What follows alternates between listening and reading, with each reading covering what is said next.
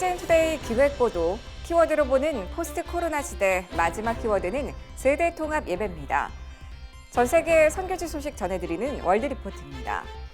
온라인 예배 시대, 성찬은 어떻게 드려질 수 있을까요?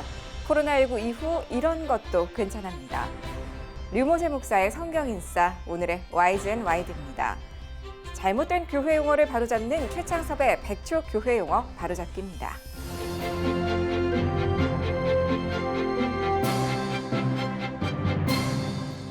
안녕하십니까. 글로컬 선교교육 뉴스 CGN투데이입니다. 포스트 코로나 시대를 준비하는 시청자분들을 위한 각 전문 영역별 기획보도. 월요일인 오늘은 포스트 코로나와 목회 신학입니다.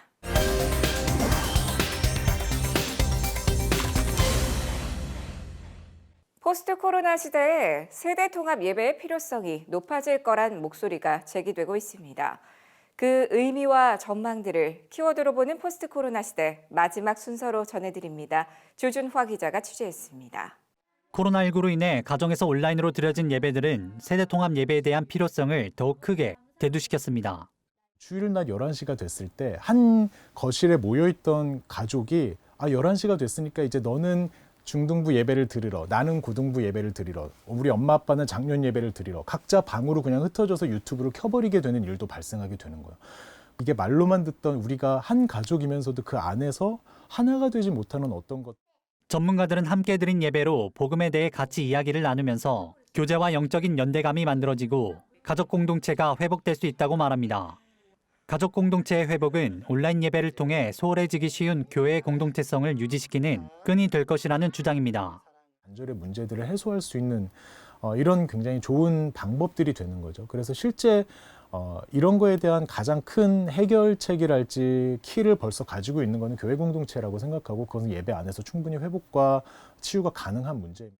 이를 위해 교회와 담임 목사들은 미리 준비하는 시간을 가져야 한다고 전문가들은 전합니다. 먼저 담임 목사님은요, 전 세대의 귀에 들릴 수 있는 언어로 들리는 설교를 준비해야 할 것입니다.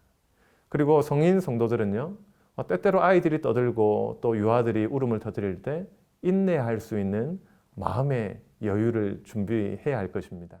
세대별 대표들을 세워 각 세대가 함께 공감할 수 있는 예배 문화를 만들어야 한다는 주장도 제기됩니다. 왜냐하면 담임 목사님과 성도들 간에는 어떤 간극이 있습니다. 그리고 한 교육자가 모든 세대의 특징을 알지 못합니다. 그렇기 때문에 우리 교육자들과 각 세대의 대표들이 함께 모여서 예배에 대한 생각을 먼저 나누는 것이 필요하다고 생각합니다. 세대 간의 공감대를 이끌어낼 수 있는 특별한 예배 순서를 준비하고 월별로 특정 세대에 초점을 맞춘 예배 등을 진행할 수도 있습니다. 지금까지의 어떤 고정관념과 내가 자라왔던 교회의 그 예배 모습이 전부라는 생각을 버리고 마음의 문을 열고 다양한 예배의 패턴들을 살펴보고 생각하는 것이 필요하다고 봅니다. 포스트 코로나 시대에는 서로 단절된 세대들이 함께 드리는 예배를 통해 하나 되고 회복되는 모습을 기대해 봅니다. CGN투데이 조준하입니다.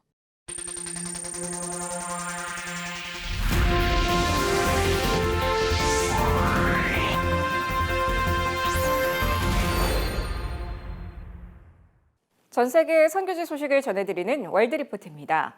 인도를 방문했다가 억류된 미국인 목사가 7개월 만에 집에 돌아갔습니다. 브라이언 네렌 목사는 거액을 소지하고 입국했다는 이유로 체포됐습니다. 이도는 지난해 인도에서 열린 컨퍼런스에 참석한 목사 13명의 참가 비용과 1,000명에게 전달할 후원금이었는데요. 목사는 6일간 구금됐다가 풀려났지만 여행 금지를 당해 인도를 떠날 수는 없었습니다. 그의 얘기 직접 들어보시겠습니다. 먼저 체포 당시 상황을 설명했습니다. The narrative of the story is incorrect. It's always been me and $40,000, but there was 3 Americans with 40,000 meeting 10 other people. There was 13 people. But in the airport when I reached in Delhi and was declaring the money legally like I should, there was very few staff members. I spoke with 3 security people and 1 customs person. They all cleared me to travel with the money, me and my 2 friends, to Bagdogra where I was arrested. But they did not ever ask me about the money. They didn't ask me about declaration. Their only interest was, are you a Christian? And will you meet with Christians when you reach Bagdogra? And the answer to both was yes. 네렌 목사는 예상치 못한 상황은 아니었다고 말했습니다. 5 times for the last 17 years, I've been going to Nepal twice a year. So I'm used to that line of questioning. I know it's a Hindu nation, and I didn't recognize the shift. I was there 5 years ago, and it was a pleasant, easy place to be. With a new central government and a new prime minister, it's very hostile to be a Christian in India now. 그는 인도의 모디 총리가 이끄는 인도 국민당이 집권한 이후에 크리스천에게 더 적대적이라고 말했습니다. Yes, very much. The people in Delhi were not too rough. I mean, it was just a conversation. Yeah, we understand what you're doing. You can go. When I reached Bagdogra Airport, which was my final destination, I was arrested immediately coming off the plane. I was taken in and I was harshly interrogated for 8 hours. I was arrested, sent to prison for 6 days. After I got out of prison, I began the process of trying to get free and to come home. And 2 customs officials from Calcutta informed me that they had been ordered by central government, including Prime Minister Modi, that whatever it took, build a case on this man, send him to prison for 3 to 5 years and make an example of him. So I was predetermined to be sent to prison in Delhi before I ever did anything. And then they took the money from all of us, assigned it all to me. And from then on, the story was an American is here with $40,000, which was not ever true in any sense of the word. But they fabricated stories. They used laws from the Customs Acts of 1962 that did not apply to me. I didn't, even with $40,000, I didn't reach the limit of anything illegal. I never broke a rule or broke a law. But he told me, he said, we have been ordered from Delhi to build a case. And they worked diligently. They went to a friend of mine in India, went into his home, interrogated him in his home to try to prove that I was there doing evangelism work. I was on the way to do the work we do with a Christian group in Nepal. We had just stopped in India for 3 days to celebrate with this man. He was having a 25-year anniversary. 지금까지 CBN과 함께하는 월드리포트였습니다. 포스트 코로나 시대는 온라인 예배를 포함한 온라인 예배가 될 거란 전망 보도해드렸는데요. 그렇다면 예수 그리스도 안에서 한 몸임을 확인하는 성찬은 어떻게 하게 될까요? 코로나19 이후 이런 것도 괜찮아에서 전해드립니다. 조준화 기자입니다. 성찬은 예배의 중요한 요소임에도 온라인 예배를 드리기 때문에 어려워지고 있는데요. 전문가들은 성찬의 예식 그 자체보다 우리가 한 공동체요, 한 몸임을 느낄 수 있는 것이 성찬의 기본 정신이라고 말합니다. 남녀노소를 막론하고 그 모든 것을 떠나서 정말로 우리가 초월해서 하나가 되고 또 그 정말 한 몸이구나를 느낄 수 있는 한 시공간이 있다라고 하면 저는 그게 예배의 자리라고 확신하고 있습니다. 고린도전서를 봐도 먹는 것 자체가 중요한 것이 아니라 정말로 한 몸 된 성도를 기다려주고 인내하며 그들이 함께할 때까지 성찬을 금식하는 것. 이런 정신들을 우리가 살펴볼 때 정말로 진정한 교제가 인격적인 만남이 일어날 수 있도록 과학기술의 발달로 성찬이 가상, 증강현실로 이루어질 수 있는가에 대한 논의도 진행 중입니다. 앞으로 기술이 더 발달해서 정말로 가상현실과 증강현실의 도움으로 가정에서 아주 유비쿼터스하게 그죠? 그렇게 성찬을 나눌 수 있지 않겠나라는 그런 말씀들을 하십니다. 그런데 그 모습들을 한번 생각해 보면 이 성경에 나와 있는 성찬의 모습이라는 것은요, 이 공동체성과 그리고 한 몸됨 그리고 이 근접성을 말씀하고 있습니다. CGN 투데이 조준하입니다. 샬롬 우브라카.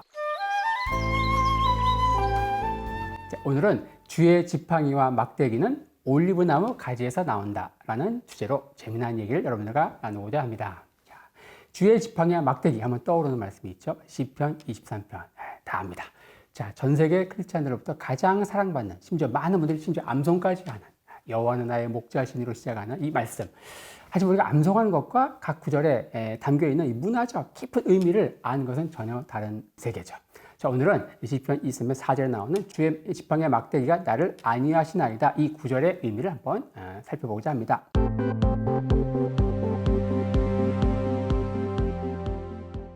자, 이 구절의 의미를 알려면은 바로 이 올리브나무 가지에서 나오는 이 두 종류의 가지, 또 성경시대 목자들의 이 라이프, 삶에 대한 그 배경을 알아야 되는데, 자, 먼저 이 올리브나무 이 가지는 두 종류가 있습니다. 하나는 뿌리에서 나오는 가지가 있고 하나는 줄기에서 나오는 가지가 있는데 각각의 그 이름이 있어요. 줄기에서 나오는 가지는 한번 따라해 볼까요? 호테르, 그리고 뿌리에서 나오는 가지는 넷제르라고 합니다. 자, 올리브나무 가지를 한번 보여드릴게요. 줄기에서 나오는 가지, 호테르는 이렇게 생겼습니다. 이 호테르가 어떤 용도로 사용되는가? 바로 두 가지 용도가 있는데, 첫 번째, 자, 보시는 대로 호테르는 굉장히 짧고 또 닿아 있는 부분이 끝이 몽통하죠. 그래서 이걸 가지고 목자들이 광야로 양떼를 데리고 나갈 때 허리에 차고 다니다가 가려고 하는 방향으로 이렇게 던집니다. 그러면 무거운 쪽으로 해가지고 휘잉 해가지고 떨어지겠죠. 그래서 이 막대기는 바로 광야에서 목자들이 양떼를 인도하는 그런 이미지가 있습니다. 예, 첫 번째. 자, 근데 두 번째 이 막대기의 효용은 뭐냐? 바로 이 광야에는 지금은 별로 없지만 이 성경시대 다윗이 이 양들을 짚던 그 당시만 해도 광야에 사자나 곰과 같은 이 양들의 이 목숨을 노리는 많은 그 원수들이 있었습니다. 그 원수들로부터 양들을 목자가 지켜야 되겠죠. 바로 그때 이 원수들과 싸우는 그런 강력한 무기가 이 막대기였습니다. 이게 뭐 무기겠냐고요? 이 끝이 굉장히 몽통하잖아요. 그래서 이 끝을 잡고 몽통한 쪽을 한 대 탁 치면은 어떤 그 원수들도 다 머리가 다 부서질 수 있는 거죠. 네, 뿌리에서 나오는 가지 한번 보실까요? 이거는 바로 뿌리에서 이렇게 가지들이 나와 있는데 굉장히 길죠. 길게 쭉쭉 뻗어 있는데 이것은 두 가지 용도가 있습니다. 이것도 역시 첫 번째 바로 이것을 잘라 가지고 그 옆에다 심으면은 또 다른 올리브나무가 자랍니다. 그럼 나중에 또 뿌리에서 또 가지들이 나오죠. 이 넷질이라고 하는데 또 잘라가지고 심으면 또 자라요. 그래서 어린 묘목으로 계속 이렇게 이어지는데, 자, 요 이미지, 바로 이 뿌리에서 이렇게 주변에 쭉쭉 뻗어 있는 요 넷제르, 요 이미지에서 나온 말씀이 시편 128편에 나옵니다. 바로 내 상에 둘린 자식은 어린 감람나무와 같다. 이 어린 감람나무와 같다. 이 어린 감람나무, 요게 바로 히브리어 성경의 넷제르, 바로 올리브나무 뿌리에서 나오는 가지, 넷제르에서 이미지가 나온 것이죠. 딱 보면 나옵니다. 뿌리가 있고 주변에 막 이렇게 나온 잔가지. 그 상에 둘러있는 어린아이들, 밥 먹으려고 따삐 둘러있는, 내 상에 둘러있는 자식은 어린 감람나무와 같다. 그래서 바로 이 사진 한 장 딱 보면은 이 말씀의 의미가 정확히 오는 것이죠. 그래서 이 광야의 백성, 이스라엘 백성들은 바로 이 지팡이와 막대기만 하면 딱 목자가 나를 지켜주는 그런 위로. 여기서 나오는 말이 주의 지팡이와 막대기가 나를 안위한다. 이러한 의미가 나온 것입니다. 하지만 이런 이미지를 모르는 많은 한국 성도들, 우리는 막대기와 지팡이가 우리를 안위하나요? 혹시 어릴 때 아버지로부터 막대기를 맨날 이렇게 맞은 사람들, 할아버지로부터 지팡이를 막 맞은 사람들은 막대기와 지팡이 하면은 엄청 스트레스겠죠. 하지만 그건 그 개인의 사정인 것이고, 성경의 배경인 바로 이 상황에서는 바로 광야, 그 목자가 나를 지켜주는 강력한 그 무기가 뭔가? 바로 지팡이와 그리고 막대기, 나를 지켜주고 보호해주는 그런 이미지에서 바로 이 시편 23편 4절, 주의 지팡이와 막대기가 나를 안위한다라는 이미지가 나왔다는 것이죠. 자, 지금 보시는 이 성화는 지금 말씀드린 광야에서 양들을 지키는 이런 이미지에서 나온 굉장히 유명한 성화이죠. 자, 여러분들 이 설명을 잘 들으셨으면 이 유명한 성화가 갖고 있는 심각한 오류 두 가지를 찾을 수 있는데, 잘 모르겠다고 유심히 한번 보십시오. 자, 첫 번째 문제가 뭘까요? 예, 이 목자에게는 허리에 막대기가 없죠. 만약에 이 상태로 지팡이만 가지고 이렇게 나갔다가는 광야에서 막 사자나 곰과 같은 원수들이 막 쳐들어올 때 사용할 수 있는 무기가 없는 거예요. 마치 전쟁 때 총을 안 갖고 나간 사람하고 똑같죠. 이 상태로 가면은 목자가 양들을 지키는 게 아니고 목자나 양이나 전부 사자나 곰에게 다 잡혀 먹히고 말죠. 못 돌아옵니다. 자, 두 번째 오류가 뭘까요? 그렇죠. 목자가 손에 쥐고 있는 지팡이가 어떻습니까? 끝이 꼬부라져 있죠. 이거는 목자의 지팡이가 아닙니다. 이거는 할아버지 지팡이죠. 우리가 보는 할아버지 지팡이입니다. 바로 이 올리브나무 줄기와 뿌리에서 나온 그 가지, 호테르와 넷질의 이미지를 모르기 때문에 이렇게 유명한 기독교 성화도 그 문화를 볼 때 전혀 엉뚱한 방향으로 그려줄 수 있는 대표적인 예를 우리가 보고 있습니다. 자, 오늘은 여러분들과 주의 지팡이와 막대기가 나를 안위한다 라고 하는 시편 23편에 나온 굉장히 유명한 또 은혜로운 말씀을 그 유대인들의 그 문화적 배경에서 살펴보았습니다. 자, 다음에는 더 유익한 주제를 가지고 찾아오겠습니다. 레이트라워. 오늘의 단신입니다. 5.18 광주 민주화 운동 과정에서 개신교 역할을 조명한 연구가 필요하다는 지적이 나왔습니다. 최근 호남신학대학교에서 열린 인권선교정책협의회에선 5.18 민주묘역에서 조사한 종교별 안장 목록에 따라 종교 표시 안장 194묘 중 개신교가 130묘를 차지하는 것으로 나타났다며, 이는 5.18의 개신교 주체의 연구가 부진한 결과로 판단된다고 주장했습니다. 대한예수교장로회 통합총회 한국교회 언론홍보위원회가 언론인을 위한 한국기독교 안내서 2020년 개정판의 출간 계획을 알렸습니다. 안내서는 기독교 명칭의 유래, 한국 기독교 현황, 한국 기독교 신앙유산, 예배와 교회력, 기독교 용어 등의 내용을 담아 제작될 예정입니다. 기독교 대한성결교회가 최근 전광훈 목사가 대표회장으로 있는 한국기독교총연합회 탈퇴를 만장일치로 결의했습니다. 한기채 총회장은 한기총이 아닌 한국교회총연합과의 동행을 공식화하고 연합기관과 함께 한국교회의 신뢰도를 회복하는 일에 나서겠다고 입장을 밝혔습니다.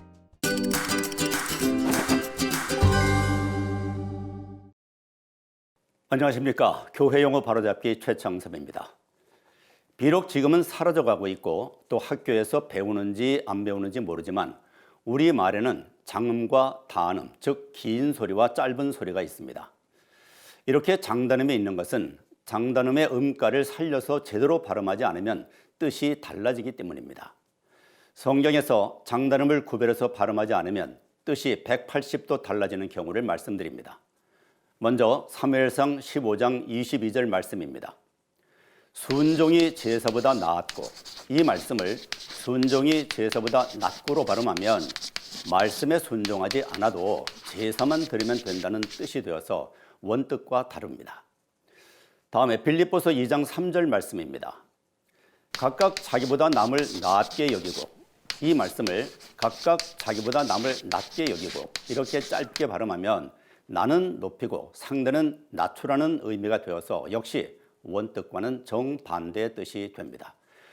위로받으러 교회당에 갔다가 이 말을 듣고 실망한 사람이 있다는 말을 들었습니다. 또 창세기 9장 3절 말씀입니다. 모든 사한동물은 너희의 먹을 것이 될지라. 여기서 사한동물은 살아있는 동물을 뜻하는데 이것을 짧게 모든 산동물로 발음하면 돈을 주고 매입한 동물만 먹으라는 뜻이 됩니다. 또 모든 산동물로 경음으로 발음하면 동물 가운데 산에 사는 동물만 먹으라는 의미가 됩니다. 훗날 심판대 앞에 섰을 때 몰라서 그랬습니다. 이렇게 구차하게 변명하기보다는 살아생전에 원뜻을 제대로 살려서 말하는 것을 하나님께서 기뻐하시지 않을까요? CGN투데이는 일본 CGNTV와 함께 코로나19 위기, 일본을 위한 기도 캠페인을 진행합니다. 일본 현지에서 전해온 오사카 노조미 교회 이시 카즈노리 목사의 영상 기도 편지로 오늘의 CGN투데이 인사드립니다. 함께 기도해 주시기 바랍니다. 시청해 주셔서 고맙습니다.